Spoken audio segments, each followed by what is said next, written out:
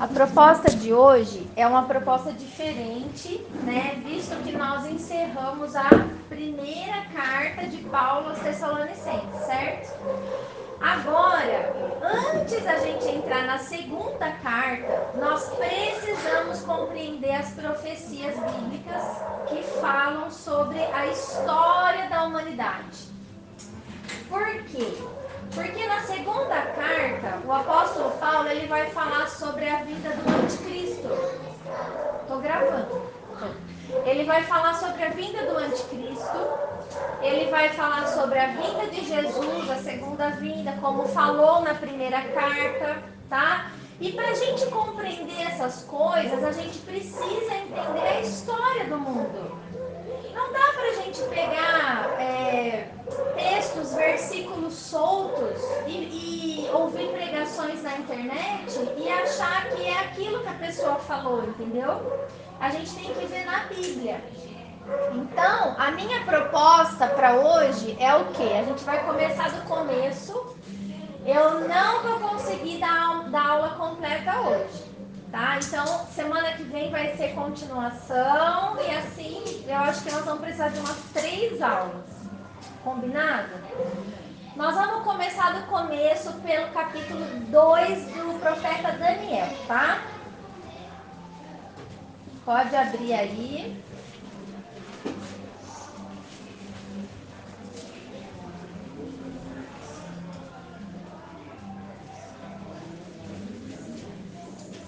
Aqui, ó. Profeta Daniel, capítulo 2. O que vai ser aqui? O que a gente vai ver nessa história? É um capítulo super extenso, tá? O profeta Daniel, ele estava na Babilônia com o rei Nabucodonosor, era o rei da Babilônia. A Babilônia tinha acabado de fazer cativo Israel, então ela pegou os nobres, os filhos dos nobres, né? E levou para a Babilônia. Então Daniel estava ali no meio da nobreza do rei Nabucodonosor para ser instruído ali, como era de costume quando uma nação conquistava a outra, né? Eles não matavam os príncipes, os educados, os sábios, não, eles traziam para junto deles e agregavam cultura e conhecimento ali, tá? Eles usavam em favor deles próprios, ok? Então, por isso que Daniel estava lá. Daniel era um judeu, tá? E o que aconteceu nesse capítulo? O rei Nabucodonosor, ele teve um sonho. E esse sonho perturbou a mente dele. E ele queria compreender o que significava esse sonho, porque ele ficou perturbado, ele não esquecia o sonho. Mas, para não correr o risco de receber uma interpretação falsa, ele fez uma proposta de maluco ali. Ele falou o seguinte: eu tenho vários sábios no meu reino e tal, mas eu quero aquele sábio que vai me falar o que eu sonhei. E além de falar o que eu sonhei, vai interpretar o sonho para mim. O que significa o sonho? Por quê? Ele pensou, se algum dos sábios souber o que eu sonhei, com certeza a interpretação vai ser fiel, precisa, exata. Foi isso que ele pensou, certo? Então, ele simplesmente fez essa loucura e falou que se não tivesse ninguém que interpretasse, falasse o que ele tinha sonhado, todos os sábios da Babilônia seriam executados, seriam mortos. Daniel estava entre eles. O que Daniel foi fazer? Foi orar. Lógico. Foi orar a Deus pedindo a revelação, porque senão todos eles iriam morrer, tá? Então, eu vou depois, é claro que na sua casa você vai ler o capítulo inteiro, né? Aqui nós vamos começar do versículo 27, tá? Então, diz assim, ó. No 26, precisamente no 26. Respondeu o rei e disse a Daniel, cujo nome era Beltesazar, que não, esse nome ele recebeu lá na Babilônia, tá? Quando ele chamava Daniel. Quando ele chegou lá, eles mudaram o nome dele. Eles faziam isso em honra a um deus babilônico, ok? Aí diz assim, podes tu fazer-me saber o que vi no sonho e a sua interpretação? E Daniel estava lá. Aí, bom, respondeu Daniel na presença do rei e disse, o mistério que o rei exige, nem encantadores, nem magos, nem astrólogos o podem revelar ao rei. Mas há um Deus no céu, o qual revela os mistérios, pois fez saber ao rei Nabucodonosor o que há de ser nos últimos dias. Então, essa expressão últimos dias já estava lá no Antigo Testamento, ok? Por isso que eu comecei desse começo, desse sonho do rei. Por quê? Esse sonho que o rei teve é para revelar o que vai acontecer nos últimos dias, que é o assunto da carta de Paulo aos Tessalonicenses. Entenderam? Certo? O teu sonho e as visões da tua cabeça, quando estavas no teu leito, são estas. E aí ele vai começar a falar. Mas antes disso, eu quis explicar aqui para vocês, dar uma recapitulada sobre essa questão dos últimos dias, tá? Se a gente for ler em Atos capítulo 2, do versículo 16 ao 18, eu já fiz um acréscimo para vocês lendo esse texto. Nós vamos encontrar o dia de Pentecostes, aonde alguns zombadores começaram a falar que eles estavam bêbados. Lembra que eles estavam falando em outras línguas, em outros idiomas? O que acontece é que eles estão bêbados. E aí Pedro, cheio da presença do Espírito Santo, se levanta no meio daquela gentarada e fala assim, não, nós não estamos bêbados. O que ocorre é o que foi dito pelo profeta Joel. Nos últimos dias acontecerá o derramamento do Espírito Santo, certo? Então ele explicou isso. Baseado nessa palavra do apóstolo Pedro, nós podemos entender que os últimos dias se referem a que período? Não só ao final. Desde quando começou os últimos dias para a Bíblia? Não. Desde quando começou? Gente, imagina comigo. Nós estamos tudo lá em Pentecostes. Jesus acabou de ser levado às alturas. Vamos lá, pensa comigo. É fácil. Jesus acabou de subir para o céu e falou o que para eles? Vão, preguem o evangelho? Não. O que ele falou? No detalhe. Fiquem reunidos em Jerusalém até que do alto vocês sejam revestidos de poder. Vocês recebam o Espírito Santo. Lembra disso? O que eles ficaram fazendo então? Ficaram tudo juntinho, igual a gente está aqui, no templo, no cenáculo, ali próximo em Jerusalém, que logo ia descer o Espírito Santo. Não foi isso que Jesus falou? Fiquem juntos, até que do alto venha o Espírito Santo. Quando que veio o Espírito Santo? No dia de Pentecostes. 10 dias depois, no dia do Pentecostes. E aí Pedro se levanta naquele dia e fala, nós não estamos bêbados. É que o que aconteceu aqui foi o cumprimento da profecia do profeta Joel. Nós recebemos o Espírito Santo. É o que ele falou que ia acontecer nos últimos dias. Então, os últimos dias é um período que está rolando desde aquele dia do Pentecostes. Faz quanto tempo isso? 2000 anos. Vocês entenderam, então? Então, os últimos dias não é, Cris, o sétimo milênio. Você está entendendo? Entendi. Nós estamos dentro dos últimos dias desde o dia de Pentecostes, desde 50 dias depois da morte de Jesus Cristo na cruz, tá? E por que últimos dias? Aí, lembra que a gente viu que um dia para Deus é como 1000 anos e 1000 anos é como um dia, tarará? E que se a gente fizer a contagem da árvore genealógica desde Adão, que está registrado na Bíblia, nós vamos descobrir que Jesus Cristo nasceu quando a Terra tinha 4000 anos. Ele nasceu no 4º milênio. Vocês lembram dessa explicação? Se ele nasceu no 4º milênio e já se passaram 2000 anos, nós estamos aqui, ó, no 6º. Do 6º para o 7º, ok? Vocês entenderam o gráfico?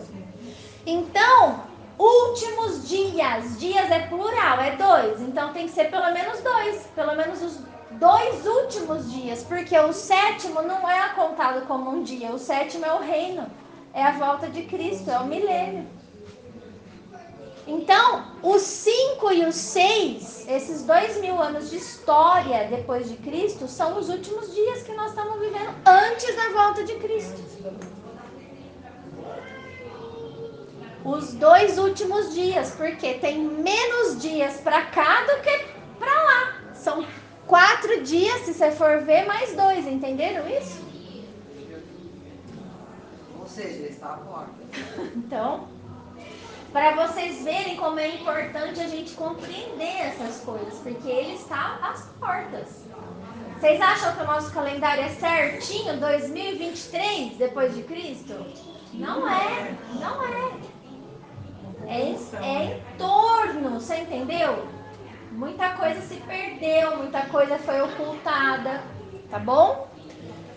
Bom, então, o que o Daniel revelou aqui para o rei? Olha, rei, o Deus do céu te deu em sonho a revelação do que há de ser nos últimos dias. E então, ele revelou ao rei Nabucodonosor o que vai acontecer só no 6º? Não, no 5 e no 6. O que vai acontecer depois de Cristo.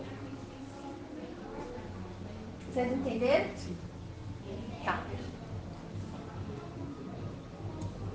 Vamos ver o sonho agora. Qual foi o sonho? 29. Estando tu, ó rei, no teu leito, surgiram-te pensamentos a respeito do que há de ser depois disto. Aquele, pois, que revela mistérios, te revelou o que há de ser. E a mim me foi revelado esse mistério, não porque havia em mim mais sabedoria do que em todos os viventes, mas para que a interpretação se fizesse saber ao rei e para que entendesses as cogitações da tua mente. Tu, ó rei, estavas vendo, e eis que uma grande estátua, esta que era imensa e de extraordinário esplendor, estava em pé diante de ti, e a sua aparência era terrível. A cabeça era de fino ouro, o peito e os braços de prata, o ventre e os quadris eram de bronze, e as pernas de ferro, e os pés em parte de ferro e em parte de barro. Quando estavas olhando, uma pedra foi cortada sem auxílio de mãos. Feriu a estátua nos pés de ferro e de barro e os esmiuçou. Então foi juntamente esmiuçado o ferro, o barro, o bronze, a prata e o ouro, os quais se fizeram como a palha das eiras no estio, e o vento os levou, e deles não se viram mais vestígios. Mas a pedra que feriu a estátua se tornou em grande montanha que encheu toda a terra. Este é o sonho, e também a sua interpretação diremos ao rei. Então, aqui essa imagem está representando o sonho, certo? Ó, a estátua enorme, terrível, eu peguei essas coisas da internet, aí eu quero que vocês tenham visão crítica. Está dizendo que essa estátua está de braço cruzado? Mas você não encontra uma imagem da estátua sem o braço cruzado. Só para vocês ficarem espertos. Olhem para o texto. Ok? Outra coisa. Essa pedra, então, ela bate aonde para destruir a estátua? Nos pés. Tá errado, né? Ela bate nos pés da estátua e depois, destruindo os pés, a estátua se desmorona. E o que acontece com essa pedra? Ela se transforma no quê? Grande montanha que enche toda a terra, né? Ó, num grande monte e encheu toda a terra. É uma coisa global, mundial, certo? Então, agora nós vamos... Aquelas palavras que eu grifei, é o que vocês precisam conectar. Antes da interpretação do Daniel, vocês já são capazes de interpretar biblicamente isso aqui. Quando uma pedra for cortada sem auxílio de mão, quer dizer, não tinha interferência de homem. Não foi um homem que cortou essa pedra para destruição dessa estátua. Ela foi cortada de forma sobrenatural e veio do céu. Certo? Quem é essa pedra? Jesus. Por quê? Pedra angular. Exatamente. Os construtores rejeitaram. Ali o texto. Era isso que eu queria escutar de resposta. Uma resposta bíblica. Um texto. Atos, capítulo 4, de 11 a 12, está escrito assim: Ele é a pedra que foi rejeitada por vós, os edificadores, a qual foi posta por cabeça de esquina, ou pedra angular, ou pedra principal. E em nenhum outro há salvação, porque também debaixo do céu nenhum outro nome há dado entre os homens pelo qual devamos ser salvos. É só o nome de Jesus. Eu nem sabia que eles iam cantar essa música. Só para avisar também. Então, não existe outro nome dado entre os homens. Nenhum homem tem atribuições divinas de salvação. Só Jesus. E aqui entre nós, né? Os testemunhos de Jeová que me desculpem, mas a palavra revela que o nome de Jesus é acima de todo nome, né? Então, Mateus 16, de 16 a 18, eu sempre gosto de trazer esse texto, porque ele é bem polêmico, mas é importante. Simão Pedro respondendo disse: Tu és o Cristo, o Filho do Deus vivo. E Jesus respondendo disse-lhe: Bem-aventurado és tu, Simão Barjonas, porque tu não revelou a carne e o sangue, mas meu Pai que está nos céus. Pois também eu te digo que tu és Pedro, e sobre esta pedra edificarei a minha igreja, e as portas do inferno não prevalecerão contra ela. Se você lê assim, você entende que essa pedra está se referindo a Pedro. Mas quem é a pedra? Porque o próprio Pedro revelou isso na sua carta, na sua primeira carta. Ele é a pedra que os construtores rejeitaram. Ele é a pedra angular de esquina. Nós somos as pedrinhas, que somos partes desse edifício, mas a base da igreja é Cristo. Não é um apóstolo, não é um preferido, não pode ser, não faz sentido, tá? E aí quando a gente pega no grego, a gente entende o quê? Eu te digo que tu és Petrus, né? Uma pedrinha. E sobre esta rocha, sobre esta pedra, sobre essa rocha, eu edificarei a minha igreja. Essa rocha é quem? O Filho do Deus vivo. Sobre ele mesmo. Sobre essa rocha que você acabou de declarar que eu sou. É isso que Jesus disse para ele, nesse texto. tá? Então essa pedra que foi cortada, né, sem auxílio de mãos, é Cristo, é Jesus. Aí diz que essa pedra esmiuçou toda aquela estátua, né? Esmiuçou, o que significa? Amós, no capítulo 5, diz assim: ai daqueles que desejam o dia do Senhor. Para que vocês querem este dia? Será dia de trevas e não de luz. É como se um homem fugisse de diante do leão e se encontrasse com ele o urso. Ou como se, entrando numa casa, a sua mão encostasse na parede e fosse mordido por uma cobra. Não será, pois, o dia do Senhor trevas e não luz, e escuridão sem que haja resplendor? Então, a volta de Jesus, quando essa pedra vem, acontece a destruição daquela estátua. Depois a gente vai saber o que é aquela estátua, né? Mas esse dia, o dia do Senhor, escrito por Amós, Antigo Testamento, olha a expressão, é a volta de Cristo. Nós desejamos a volta de Cristo, mas a gente precisa seguir também o conselho de Amós. Quanto mais o Senhor se demora, mais tempo as pessoas têm de arrependimento, de reconciliação, não é verdade? De sossego, de conhecimento, de conserto, de aliança com Deus. Porque quando ele voltar, acabou, gente. Acabou, a ira vai descer nessa terra, vai esmiuçar. Por isso o olhar de misericórdia e compaixão também. Por aqueles que ainda não despertaram do seu engano, né? Tá bom? E isso me trouxe uma reflexão também. Pessoas que desejam muito, sabe? Eu quero logo a volta de Jesus, não sei o quê. É porque vivem uma vida ruim mesmo. Tem alguma coisa que não tá certa. Porque Jesus, ele nos deu plenitude no Espírito, ele nos faz prosperar, ele nos dá paz, ele nos reconcilia. Será que a nossa vida está tão ruim assim que todo dia a gente quer a volta de Cristo? Todo dia, tem alguma coisa errada. Vocês entendem o que eu quero dizer? É o que eu acho que tem que temer, né?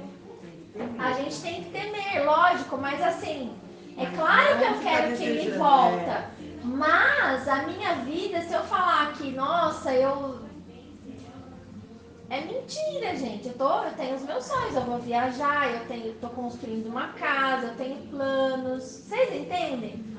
Às vezes, pessoas que são fanáticas, elas deixam de viver o que precisa ser vivido hoje com alegria, com paz, com festividade, com momentos bons. Elas deixam de buscar o bem delas, deixam de sonhar até, para viver em função desse dia do Senhor, que vai ser um dia de trevas, de ira, de desespero. É como se você fugisse do leão e encontrasse com o urso. Você não vai escapar, ninguém vai escapar nesse dia. É isso que está dizendo, entendeu? Né? Então isso traz uma reflexão. A nossa vida tem que ser boa, né? Nós temos que estar felizes e satisfeitos com a vida que a gente tem. Apocalipse 11, né? Diz sobre a volta de Jesus também, olha, e iraram-se as nações, e veio a tua ira, e o tempo dos mortos, para que sejam julgados, e o tempo de dares o presente, né, a recompensa aos profetas, os teus servos, e aos santos, e aos que temem o teu nome, os pequenos e a grandes, e o tempo de destruíres os que destroem a terra. E abriu-se no céu, então, o templo de Deus, a arca da aliança foi vista no seu templo, e houve relâmpagos, vozes, trovões e terremotos e grande saraivada, que são as pedras que descerão do céu, né? Então, isso é o dia do Senhor. Por isso que Nabucodonosor sonhou que aquela pedra, ela esmiuçou aquela estátua, tá? E o que aconteceu com aquele resto da estátua? Foi levado pelo vento como palha. E nunca mais se viu. Não foi isso que a gente leu? Nunca mais foi visto, né? Foi eliminado, né? Isso me lembrou Mateus 3, quando Jesus ele vai se batizar lá no Rio Jordão com João Batista, né? Mas João diz assim, olha, e eu em verdade vos batizo com água para arrependimento, mas aquele que vem após mim, ele é mais poderoso do que eu, cujas alparcas não sou digno de levar. Ele vos batizará com o Espírito Santo e com fogo. Aí ele vai explicar. Tem um monte de crente que fica querendo ser batizado no fogo, né? Porque não lê a Bíblia. Porque olha a explicação. Em sua pá, em sua mão ele tem a pá, e limpará a sua eira, e recolherá no celeiro o seu trigo, e queimará a palha em fogo que nunca se apagará. Então o batismo no Espírito Santo é para o trigo, que vai ser recolhido no seu celeiro, no lugar que ele preparou, né? A gente leu isso também essa semana, né? Não se turbe o nosso coração, crê em Deus, crê também em mim, né? Na casa do meu pai há muitas moradas. Eu vou, mas eu volto, né? Vou para preparar-vos um lugar, mas voltarei, né? E vos receberei para mim mesmo. A gente leu isso nos acréscimos. Então, o batismo no Espírito Santo é o selo da nossa salvação. Seremos recolhidos para o lugar onde Ele preparou para cada um de nós, entende? Agora, a palha será queimada no fogo. Por isso que Ele batizará com o Espírito Santo e com fogo. O fogo é a destruição da palha, da inutilidade daqueles que destroem a terra, certo?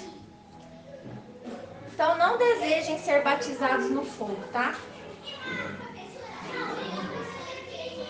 Em que é usado esse termo batizado no fogo? Batizado. Batismo significa imersão, estar imerso, envolto, cheio, envolto no fogo, jogado, lançado no fogo. Ah, não sabia disso, não. Então. Você também não sabia? Sendo queimado. Gente, existem fogos diferentes. O fogo que vai destruir a palha é o batismo no fogo. Você vai ser batizado, você vai ser imerso no fogo e vai ser destruído. Está explicado aqui. E tem o fogo purificador, que é aquele que purifica o nosso pecado. Sabe aquele fogo que quando você escuta o teu pecado, que tem nome, ele queima dentro de você? Aquela vergonha que você fala, nunca mais vou ser assim, nunca mais vou fazer isso. Isso é o fogo purificador de Deus na sua vida. É diferente, não tem nada a ver com batismo, entendeu? Batismo é imersão, é estar envolto, certo? Grande monte, né? Ele se tornou um grande monte e encheu toda a terra. Zacarias 14:9. E o Senhor será rei sobre toda a terra. Naquele dia um só será o Senhor e um só será o seu nome. Então, as pessoas falam isso do anticristo. Gente, é Cristo que vai ter um governo global. Está escrito aqui, um só será o Senhor sobre todos, né? Lucas 1, né, 31 e 33, já estava revelado isso antes de Maria engravidar de Jesus. Já foi profetizado na vida dele que ele nasceria para ser rei. E eis que em teu ventre conceberás e darás à luz um filho, e por-lhe-ás o nome de Jesus.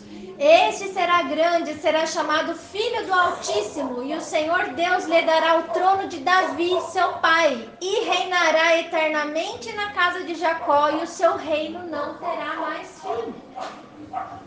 Nasceu para ser rei, não foi rei a primeira vinda. Vai ser rei quando?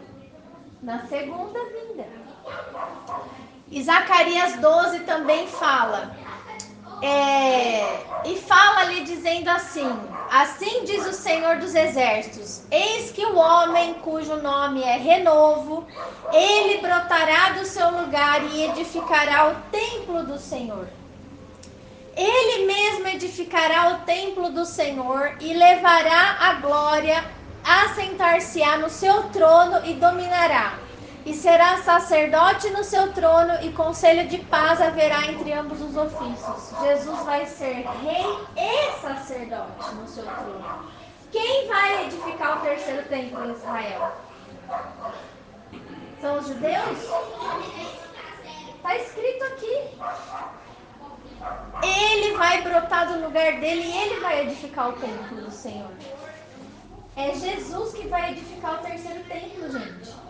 Porque ele será sacerdote sobre a terra para voltar o sacrifício.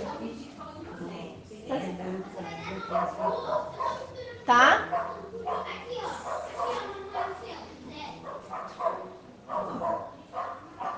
Pode falar. Só uma pergunta. Esse já é outro assunto. Pode falar. Nabucodonosor não era um rei escolhido, né? Não era um rei mau, né? Por que a Bíblia revela, por que ele é que teve essa visão?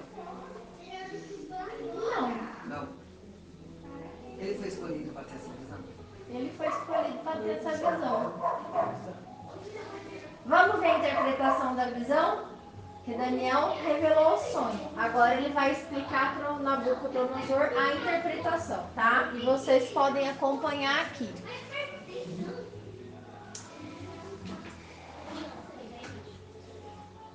Versículo 37. Tu, ó rei, rei de reis, a quem o Deus do céu conferiu o reino, o poder, a força e a glória. Quer dizer, é Deus, né? É Deus que põe rei e tira rei, tá? A cujas mãos foram entregues os filhos dos homens, onde quer que eles habitem, e os animais do campo e as aves do céu, para que dominasse sobre todos eles. Tu és a cabeça de ouro. Então aqui foi revelado que ele, o chefe da Babilônia, o rei da Babilônia, representava a cabeça de ouro dessa estátua. Então essa estátua começa com a Babilônia, né? Ouro, por quê? Porque é o material mais puro, era o império que era mais glorioso. Rico, né? Rico, né? Representava todo esse domínio, tá?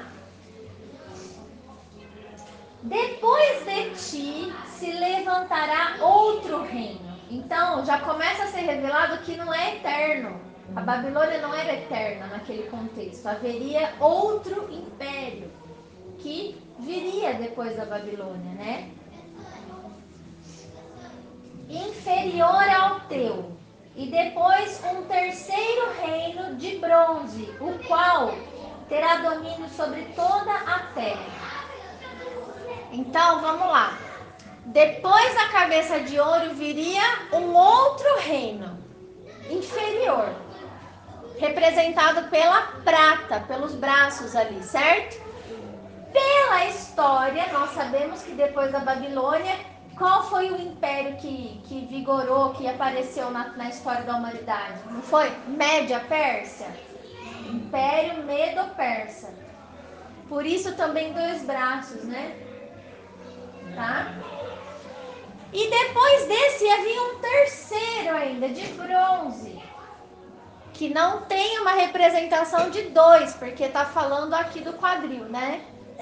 Que a gente sabe que dominou toda a terra, Império Grego, Alexandre o Grande, o maior conquistador, né? Tá? Bom,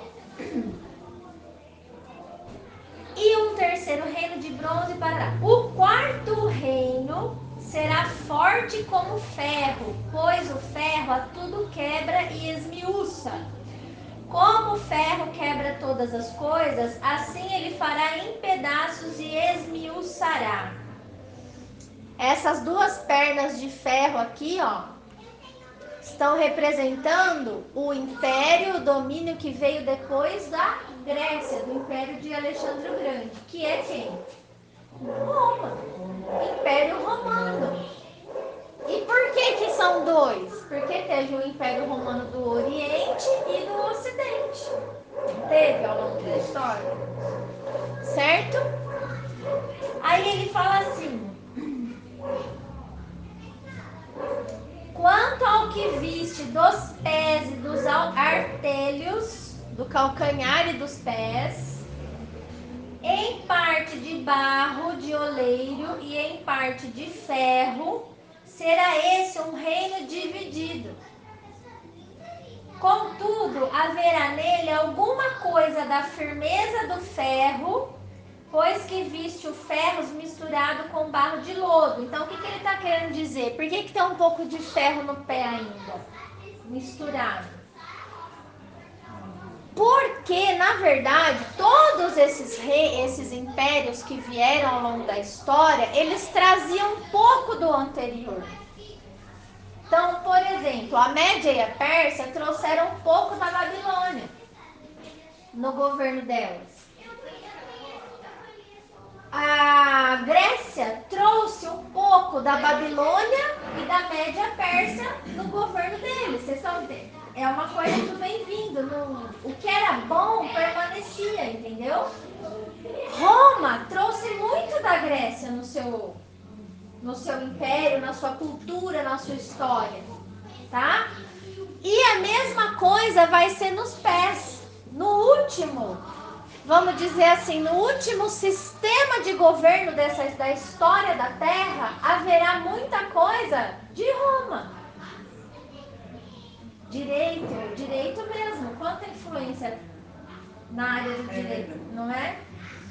Língua, um monte de influências de cultura, tá? Então, em parte, ele terá a firmeza do ferro, porque vem trazendo.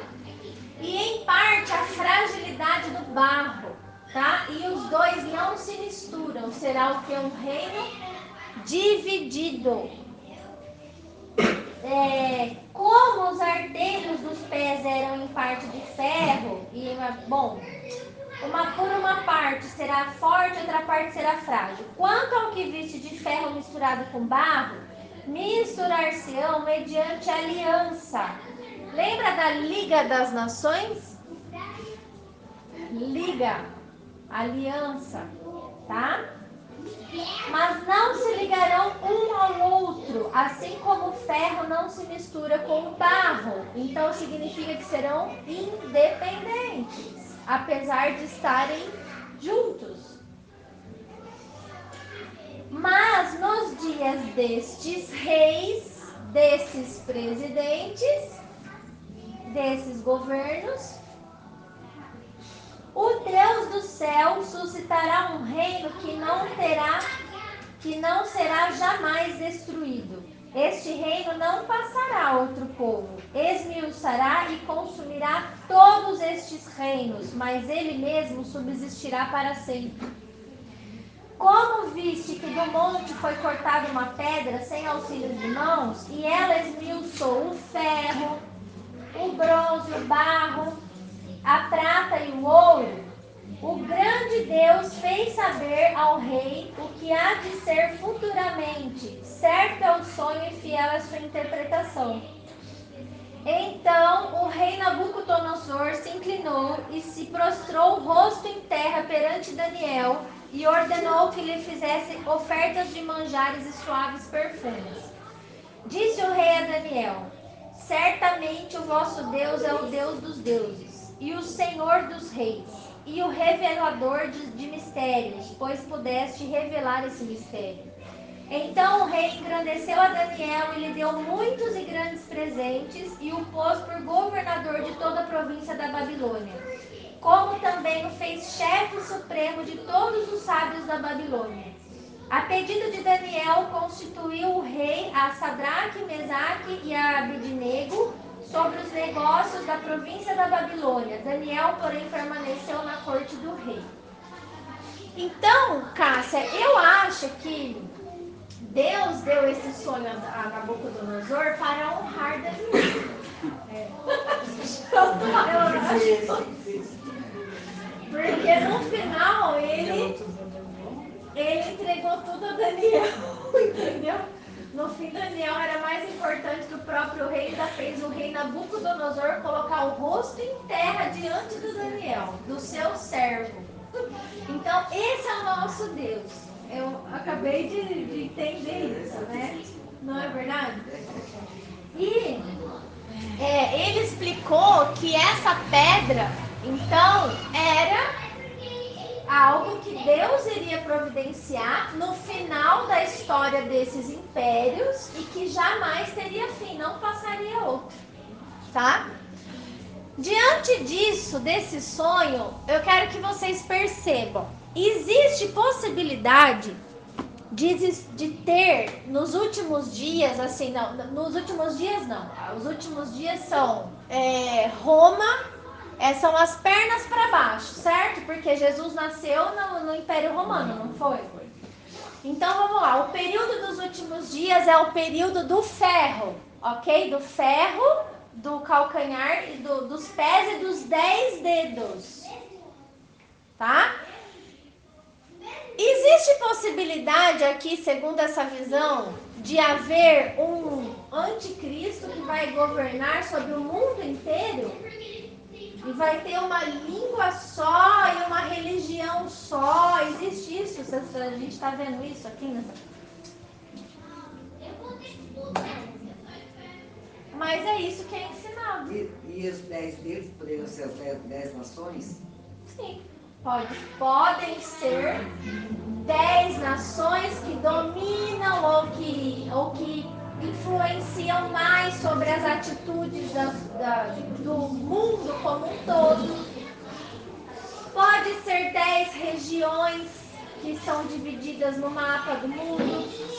O Clube de Roma dividiu em 10 regiões. Não tem a nossa região aqui da América do Sul, é uma das regiões dessa divisão, enfim. Pode ser isso. Mas o que é importante a gente entender é que é um reino dividido. Quem vai unificar o mundo, gente? Jesus Cristo. Porque Ele é a montanha que vai encher toda a terra. Não é o anticristo. Certo? Nós vivemos num mundo polarizado. O cristão, ele não se mistura com o islâmico. Jamais vai se misturar. Jamais vai ser a mesma coisa. Não vai existir o Crislã. É uma utopia. Vocês entendem isso? O mundo é direita e esquerda. É mundo polarizado. Tá? Isso só na política, né? Vocês entenderam sobre isso, gente? Vocês querem fazer alguma pergunta?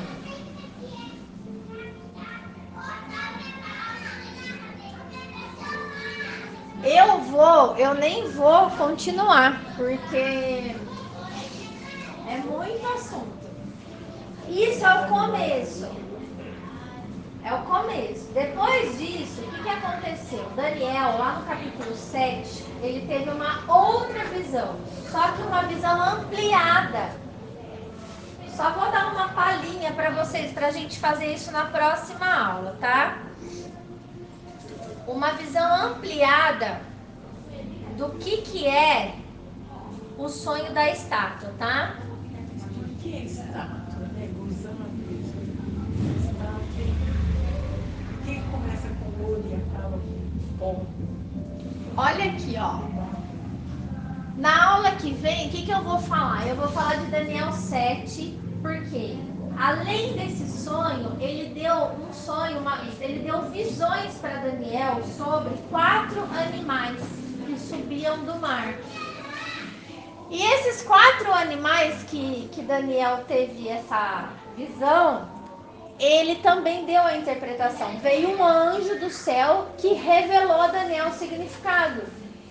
Então, vocês vão entender que cada animal vai fazer um paralelo com o império também da história do mundo.